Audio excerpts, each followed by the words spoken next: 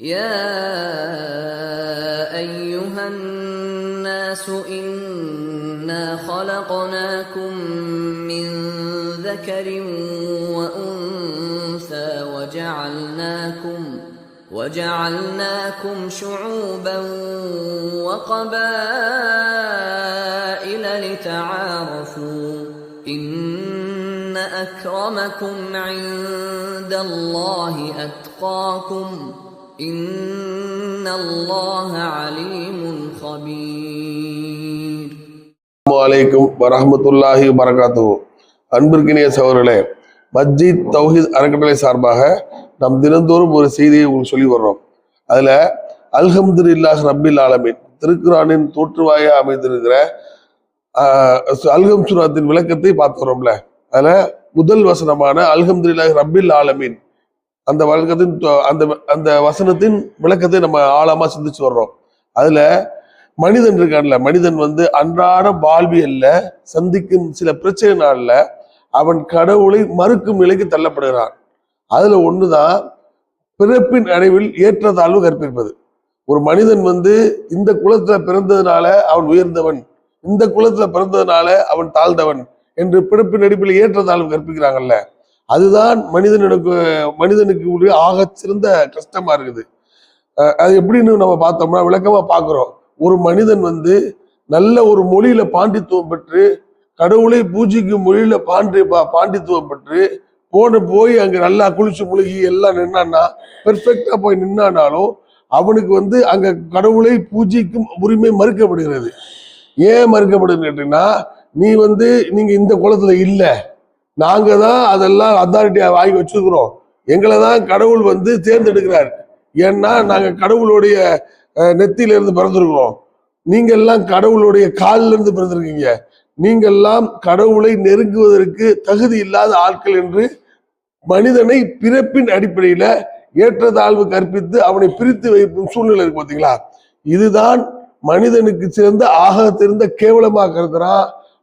அதனாலேயே கடவுள் இல்லை, என்னடா கடவுள் ஒருத்தர் இருக்கிறான், நம்மளும் சிறந்த அறிவாளியா இருக்கிறோம், நமக்கு இந்த கடவுளை பூஜிக்கும் உரிமை வழங்கப்படல அப்படின்னு அவன் மனசுல நினைச்சிட்டு கடவுளை மறுக்கும் நிலைக்கு தள்ளப்படுறான்.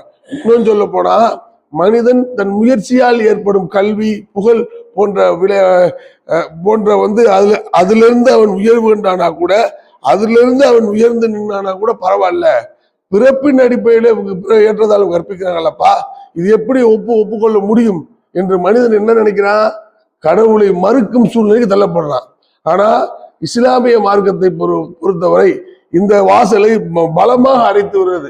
எப்படின்னா, குரான் 53:32 அல்லாஹ் குரான்ல என்ன சொல்றான்னா, நீங்க உங்க தாய்மார்களின்